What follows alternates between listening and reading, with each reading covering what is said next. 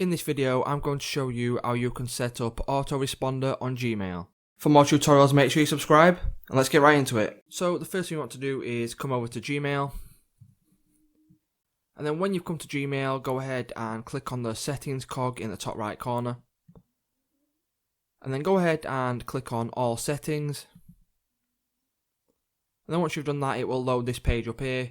And what you want to go ahead and do is scroll all the way down to the bottom until you see Vacation Responder. So what this is a autoresponder to say if you're out of office, you will be able to auto respond to people that are sending you emails. So the first thing to do is go ahead and select Vacation Responder on, and then the next step is to go ahead and select whatever date you want. So you could say from the Monday 13th of July you want to start this autoresponder, so go ahead and select that date.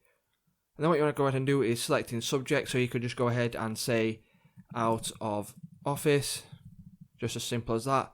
And then just go ahead and write in a little bit of text explaining where you are if that's what you want to do, or you could just simply say out of office. So I've gone ahead and wrote in a little bit of text just for an example. So all I've put is I'm out of office this week, I'll respond when I'm back on Monday the 20th, thanks.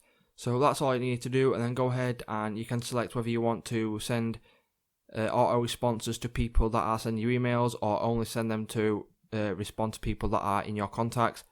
So go ahead and select that if you want. But for me, all I'm going to do is go ahead and click on Save Changes.